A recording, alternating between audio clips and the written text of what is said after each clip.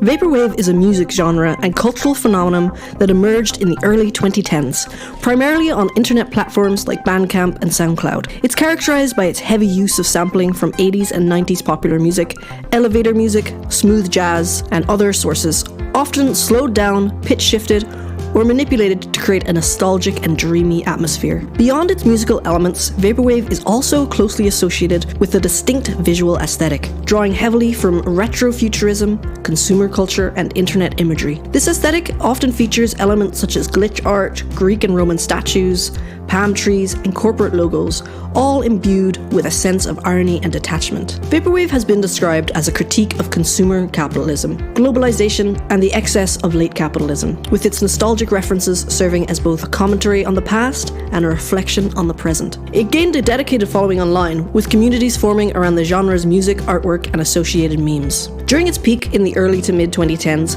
Vaporwave experienced a brief period of mainstream recognition, garnering attention from media outlets and popular culture. This recognition was fueled by the genre's unique blend of nostalgic musical samplings and striking visual aesthetics, which captured the fascination of internet communities and beyond. Despite its growing popularity, Vaporwave also faced criticism and controversy from various quarters. Some critics dismissed Vaporwave as a shallow and ironic genre, accusing it of merely appropriating nostalgic elements without offering substantial artistic merit. And then there was the whole problematic subgenre like fashwave, which let's not get into that because that is dead and it should stay dead. But is Vaporwave dead? Well, to call a genre dead can mean two things.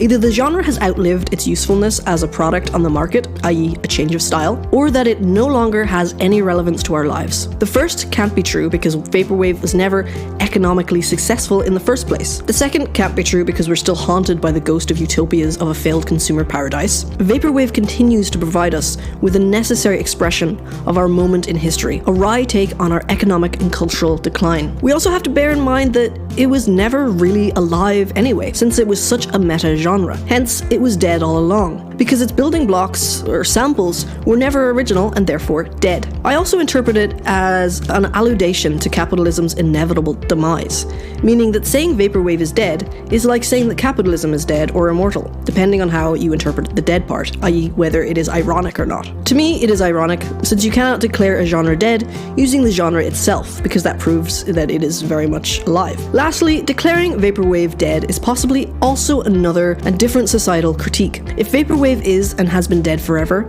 then practically all creativity in postmodernism is dead, i.e. creativity made from mashups, collages, combinations of and recycling of old and new, shifting boundaries, etc. Again, here you could interpret it from the side of capitalism, saying that capitalism kills all creativity in lieu of profit motive. Therefore, all this creativity has been dead because it is premised on capitalism, which is fundamentally unsustainable. Also, Vaporwave changes over time, just like any other art form.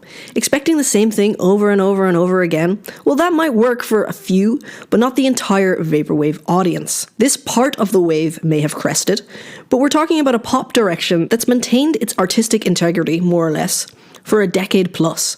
With pop culture and the speed at which it flips through artistic tropes, having something survive that long indicates that it's rather permanent by now. Also, I think we're seeing Vaporwave very much alive in other internet aesthetics like liminal space and backroom aesthetics, which I also have a video about, which I'll link in the description. What I love about Vaporwave, and what makes it such a special genre, is that it's the only genre that doesn't have any boundaries in its creation. Vaporwave essentially started by recycling old dead tunes into new forms. So I think it's safe to say that Vaporwave is undead, always has been, and therefore Vaporwave can never die. However, C-Punk is definitely dead.